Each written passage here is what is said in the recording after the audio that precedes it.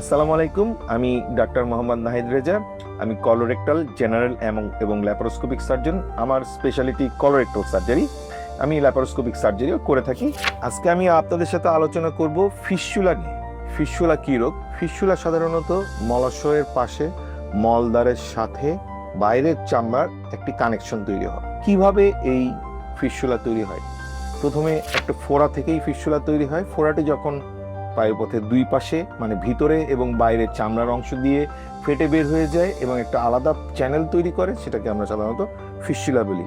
তো ফিস্চুলা কেন হয়? ফিস্চুলা হয় সাধারণত আমাদের পায়ুপথের চারপাশে যে গ্ল্যান্ড আছে, যে তন্ত্র আছে, এগুলোর ইনফ্লামেশনের কারণে ফোড়া হয়।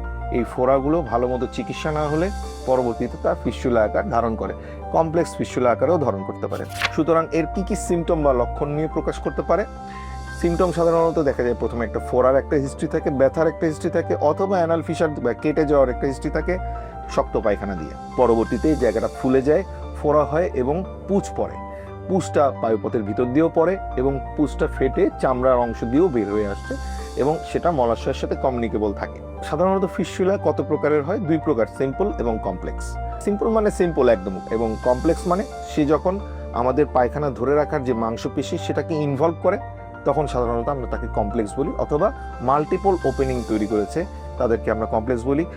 মহিলাদের সামনের দিকে ফিস্চুলা যদি থাকে, মলাশয়ের সামনের দিকে, সেটাকে আমরা কমপ্লেক্স বলে থাকি, অথবা রোগীর টিবি এবং ক্রস ডিজিজ আছে, সেগুলোকে আমরা কমপ্লেক্স বলে থাকি। কমপ্লেক্স মানে অপারেশনের জটিলতা হইতে পারে। কমপ্লেক্স আমরা কখনোই করব না, কখনোই দেরি করব না। যত দেরি করে অপারেশন করব তত বেশি কমপ্লেক্সিটি তৈরি হবে। পায়খানা অপারেশনের পরবর্তীতে ইনকন্টিনেন্স বা পায়খানা ধরে রাখার অ্যাবিলিটি কমে যেতে পারে, যেটা মেইন কনসার্ন আমাদের জন্য। চিকিৎসা পদ্ধতি কি? চিকিৎসা পদ্ধতি ফিস্চুলার একমাত্র চিকিৎসা পদ্ধতি, আমি আবারও বলছি, ফিস্চুলার একমাত্র চিকিৎসা পদ্ধতি অপারেশন, যেটা আপনাদেরকে আমাদের বলা দায়িত্ব এবং কর্তব্য। সুতরাং কোনোভাবেই দেরি করা যাবে না। এবং ফোড়া হলে অবশ্যই প্রথমে বলা আছে ফোড়াকে কেটে গেলে বের করে দিতে হবে। কোনো ট্র্যাক খুঁজতে হবে না। আন্ডারলাইং ফিস্চুলা থাকতে পারে, তার ভিতর দিয়ে ফিস্চুলা থাকতে পারে, কিন্তু তখন খোঁজা যাবে না, ফিস্চুলা সেরেও যেতে পারে। 70 থেকে 80% ক্ষেত্রে দেখা যাচ্ছে এই ফোড়াটা ভালো মতো চিকিৎসা করলে পরবর্তীতে ফিস্চুলা হয় না। মানে 100 জনের মধ্যে 80 জনেরই হয় না, 20 জনের হয়, যদি না সেটা ভিতরে থাকে। এই ফোড়া থাকা অবস্থায় আমরা ফিস্চুলার ট্র্যাক আইডেন্টিফাই করতে পারি না, সার্চ করারও প্রয়োজন নাই। এখন ফিস্চুলা যদি হয়, ফিস্চুলা একটি নট এমার্জেন্সি প্রসিডিউর, মানে এটা এমার্জেন্সি নয়, কিন্তু ফিস্চুলা অপারেশন ছাড়া সারে না, এটা মাথার মধ্যে রাখতে হবে। ফোড়া একটি এমার্জেন্সি প্রসিডিউর, এটা অপারেশন করতেই হবে। ফিস্চুলা কিভাবে অপারেশন করা যায়? এটা সাধারণত আমরা স্পাইনাল অ্যানেস্থেসিয়ার মাধ্যমে অর্ধেক অবশ করে মাজাতে এক ইঞ্জেকশন দিয়ে রোগীকে অবশ করে নিয়ে, নিচের অংশটুকু অবশ করে নিয়ে অপারেশন করি। সিম্পল ফিস্চুলা একবারেই ছেড়ে যায়, অপারেশন করলে বারবার হয় না।